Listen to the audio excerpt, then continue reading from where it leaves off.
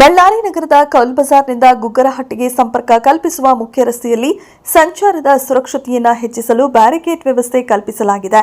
ಈ ಕಾರ್ಯವನ್ನು ಮಾಜಿ ಸಚಿವ ಹಾಗೂ ಹಾಲಿ ಗ್ರಾಮಾಂತರ ಶಾಸಕ ಬಿ ನಾಗೇಂದ್ರ ಅವರ ಅನುದಾನದ ಮೂಲಕ ಪೂರ್ಣಗೊಳಿಸಲಾಗಿದೆ.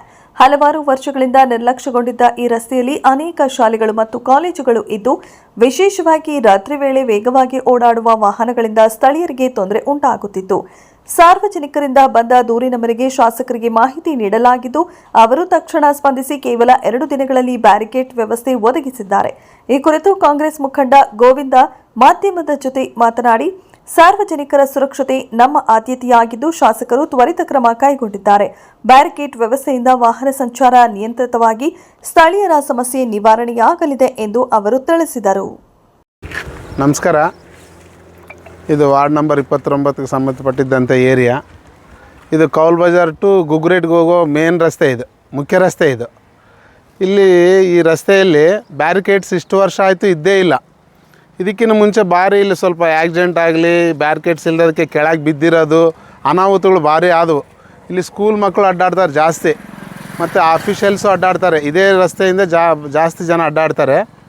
ಮೊನ್ನೆ ನಾವೊಂದು ನಮ್ಮ MLA ಸಾಹೇಬ್ರಿಗೆ ನಾಗೇಂದ್ರ ಅಣ್ಣನವ್ರಿಗೆ ತಿಳಿಸಿದ್ವಿ. ಅವರು ಅನುದಾನದಲ್ಲಿ ಇಮಿಡಿಯೇಟ್ಲಿ ಆಗಿ ಇದನ್ನು ಈ ಬ್ಯಾರಿಕೇಡ್ಸ್ ಹಾಕಿಕೊಡು, ಇಲ್ಲಿ ಎಲ್ಲರಿಗೆ ಜನಕ್ಕೆ ತೊಂದರೆ ಆಗಬಾರ್ದು ಯಾವುದೇ ರೀತಿಯಿಂದ, ಇದಕ್ಕೆ ಅನುಕೂಲ ಮಾಡಿಕೊ ಅಂತ ಹೇಳಿದ್ದಕ್ಕೆ ಮೊನ್ನೆ ಒಂದು 2 ಡೇಸ್ ಆಯ್ತು ಇದನ್ನು ಹಾಕಿದ್ದದಕ್ಕೆ. ಇದು ನಾಗೇಂದ್ರ ಅಣ್ಣವ್ರಿಗೆ ತುಂಬ ಧನ್ಯವಾದಗಳು ಹೇಳ್ತಾಯಿದ್ದೀವಿ. ನಮಸ್ಕಾರ.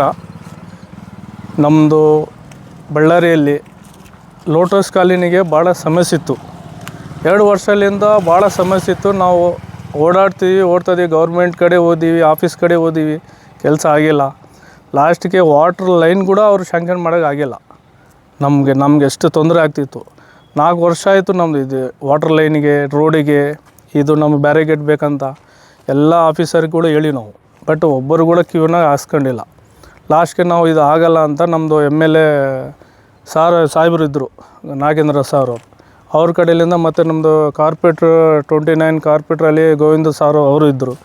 ಅವ್ರು ಇಟ್ಕೊಂಡು ಇಷ್ಟು ಕೆಲಸ ಮಾಡಿಸ್ಕೊಂಡು ಬರ್ತಿದ್ವಿ. ಅವರಿಂದ ಅವರು ಬ್ಯಾಕ್ ಸೈಡು ಇದ್ದೀವಿ ಅಂತ ನಮ್ಗೆ ಹೇಳಿದಕ್ಕೋಸ್ಕರ ಅವ್ರು ಇಟ್ಕೊಂಡು ನಾವು ಹೋರಾಟ ಮಾಡ್ತಿದ್ದೀವಿ.